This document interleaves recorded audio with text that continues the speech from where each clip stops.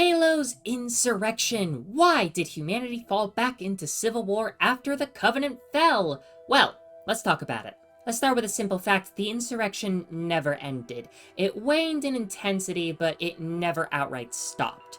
In terms of the overall movement that comprised the insurrection, such as the URF, it certainly petered off. The outer colonies were, let's face it, completely and utterly massacred during the Covenant War, but with them went most of those wanting autonomy. But a sizable number of independence-seeking worlds and populations did survive the war. It's just that as the conflict went on, it became clear that setting aside everyone's differences to deal with the literal mass extinction event as a group was more beneficial. As early as 2525, we had insurrectionists helping Blue Team combat the Covenant, but the most famous example has to be the Battle of Serpentis. When Cole's fleet was at its breaking point, a flotilla of insurrectionist warships emerged from Slip, smashing through the Covenant formation before quitting the system, allowing Cole to make his famous last stand. To be clear, there were very much brushfire wars and conflicts even during the Covenant's nigh unchecked rampage. People just have a habit of banding together against a bigger threat. We have a lot of examples of this historically. China's Second United Front, the Syrian Civil War, the Afghani Northern Alliance, and Mujahideen before that. These are all very relevant examples, but I'll keep going. Sudan, Somalia, Myanmar, Bangladesh, Kashmir Province, the Seven Coalition Wars, and on and on and on and on. Once the Coveys had their own schism, things went right back to business. Ironically enough, some could say that, in theory, the Covenant War was the best thing to ever happen to the Innies. Sure, most of the outer colonies are just gone, and billions upon billions of people have died in a horrific, near-collective eradication of the entire species, creating a traumatic scar that will quite literally never leave us for at least a few centuries. But those that made it out on the other side basically got everything they wanted. A weakened UNSC, a gutted colonial authority, an off-balanced UEG, functional autonomy. In fact, the URF kind of just flourished after the war. It controlled numerous planets, and it still possesses an impressive intelligence division, nuclear warheads, functional military-grade drones, numerous industry-standard ships, converted armored personnel carriers, sub-prowlers, and beyond. They even managed to launch an invasion of planets the UNSC tried to resettle, such as Draco 3, which saw the death of the Rookie, though as shown by Draco 3, the successes of said invasions have been dubious at best. In the post-war era, it wasn't the UNSC that pacified the Innies, it was the Created. Kind of. Funnily enough, Cortana raised hell on the independence movements, but as, well, numerous books have stated since then, multiple planets are basically in open rebellion once again. There are also a plethora of other organizations beyond the URF, and I'd even argue that the most prominent non-state actor at this point would be the New Colonial Alliance, headed by Ilsa Zane, recently aligned with the Banished of all things. But that gets us into the next thing. Why didn't it stop? Why, after all the trauma and disaster that was the Covenant War, did we not try to come to a negotiated settlement at the least? Well, my friends, here's where things get complicated.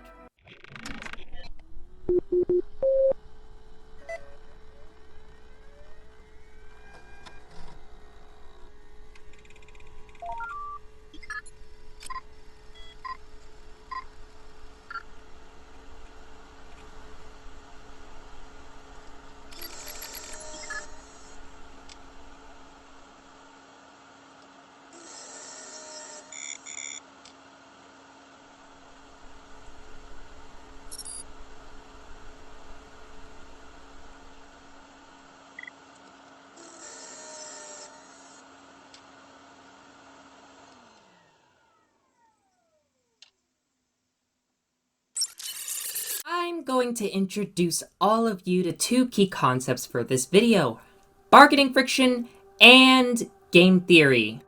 Fooled you again! You thought this was a lore video, but it was actually a poorly made presentation on international security, game theory, rationality, and models of war.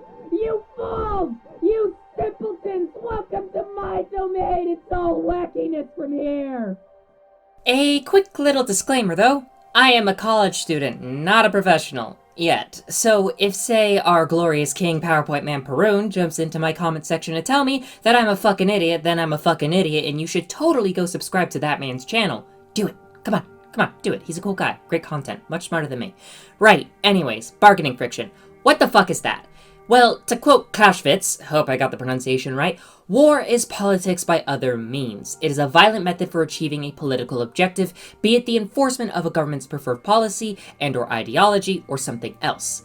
And ultimately, war is just a macro-scale use of what we call political violence. I'm not here to define political violence or get into the semantics of that because, well, then we get into a lot of murky waters. The point is that war, by some metrics, is a result of an inability for two or more parties to bargain and come to an amicable, mutually beneficial agreement. Ergo, bargaining friction. This is drastically oversimplified, and if you want to understand this better, you can always look into the bargaining model of war, not to be confused with the government bargaining model, which itself views foreign policy decisions as flowing from agencies with divergent interests when it comes to the outcome. There are a lot of academic journals and articles you can look into, same with books and stuff. It's a rabbit hole, but a fun one at that. TLDR, one side wants one thing, the other side wants a different thing. Neither can come to a compromise, so we get the bargaining friction. Let's apply this to Halo. Where is the bargaining friction between the UEG and Insurrection? Now, we can't homogenize the Insurrection because there are so many groups with their own interests, even within organizations like the NCA or URF. You will find cells that are acting autonomously or with little oversight. This is pretty common in situations like this. We can look at recent events in Syria and the new transitional government's inability to rein in the very same militias that got it into power in the first place. Furthermore, we have to account for the fact that the UEG has institutions with competing interests, including ONI, the government itself, the constituents represented therein, and the UNSC, and of course, to whatever minimal extent is left, the colonial authority. This is where the government bargaining model would come in, but that's a topic for another time.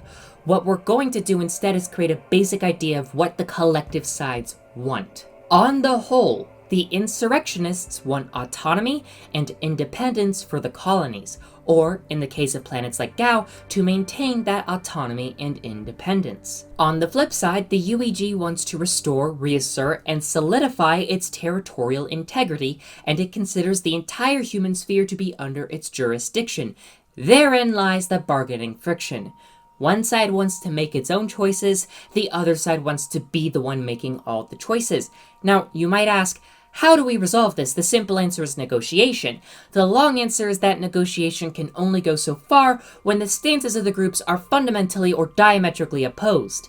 In turn, these stances must be shaped by the reality of the situation on the ground, whereby pragmatism will force both parties to come to a negotiated settlement.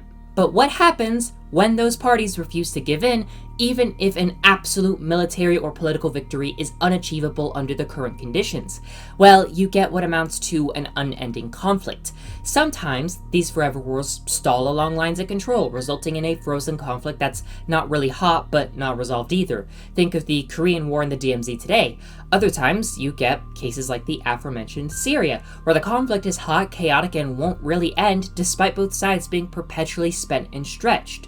This is not an ideal scenario by any stretch of rationality. In theory, a rational actor will want to come to a settlement that achieves at least some of their aims, rather than to achieve no aims at the cost of perpetual war. At least, that's what you would think, because here's a very blunt reality. Rationality is subjective. It is subjective. It is not objective. And for that matter, so is irrationality. And furthermore, sometimes it is rational to make yourself deliberately irrational to convince the party that you have gone mad.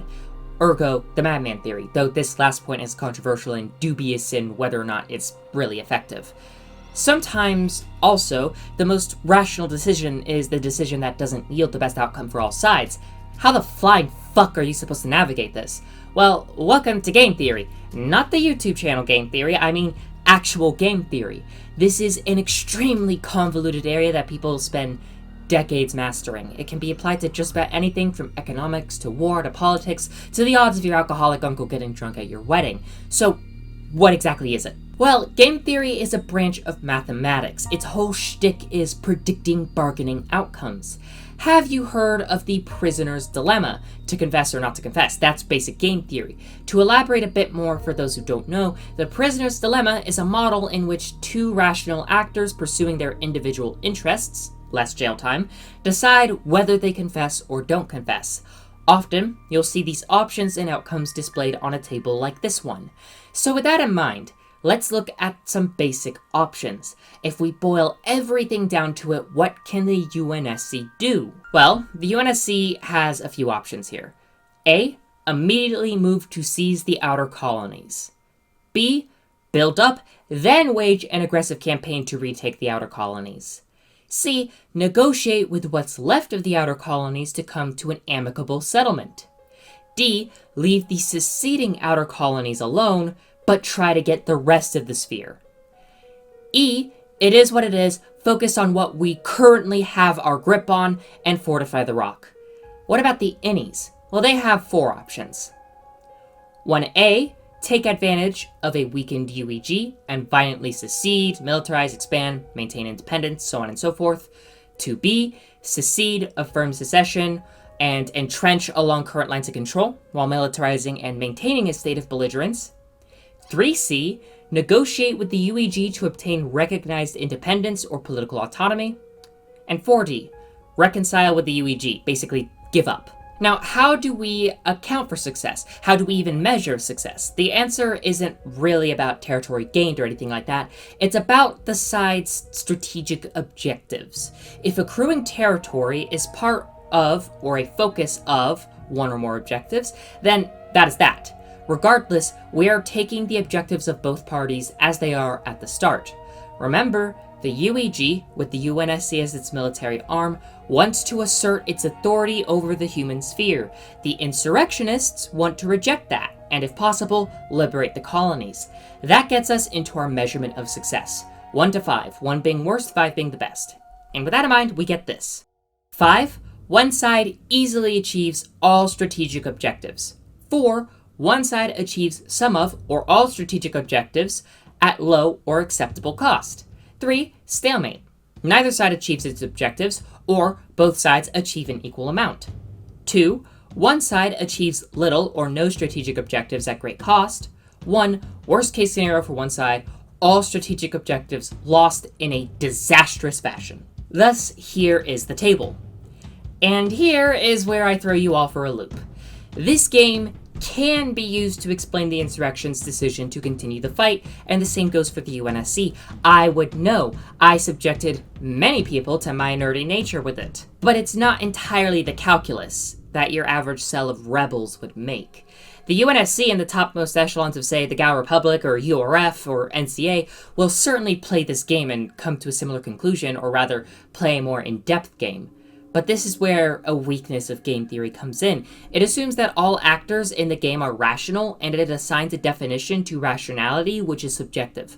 To your average UNSC Marine, blowing yourself up is something that you'd only do if you were about to be captured. To a zealous grunt that wants to go on the great journey, switching on your grenades and running at the enemy seems like a very reasonable thing to do. After all, you're gonna go on the great journey. Who cares about dying if you die a martyr? And again, sometimes it is rational to be irrational, and so on and so forth. How do we address this? Well, we really need to boil things down to a matter of existentialism and instinct, which seems nebulous, but it also simplifies things a lot. If we really want to show off your average innie's mindset with game theory, you'll probably get something like this. There are really only 2 options. Do or don't. Fight or don't fight. You can duke it out, see the war to its conclusion, or you can give diplomacy a chance. If you don't fight and come to a negotiated settlement, maybe both sides get what they want.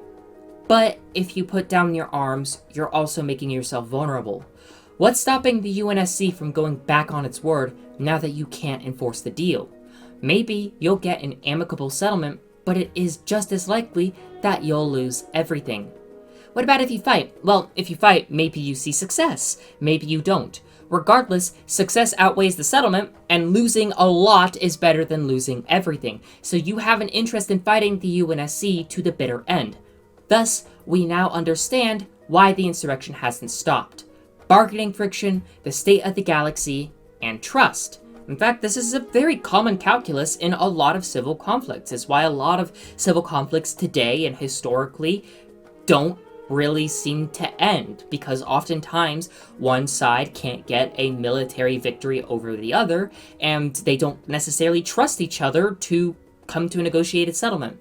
Thus, well, I can't remember the exact statistic off the top of my head, but give or take, less than a quarter of all civil conflicts in the last century, give or take, ended in a negotiated settlement, and you know, there are plenty that have just started back up again, even after a negotiated settlement. It's really a complicated matter, and unfortunately, that's kind of why you see what you get, if that makes any sense. I'm kind of rambling now. The point is that civil conflicts are very difficult to bring to an end through a settlement. Oftentimes, one side needs to win in order to put things to bed. What you think of that? I will see you in the cosmos, friends.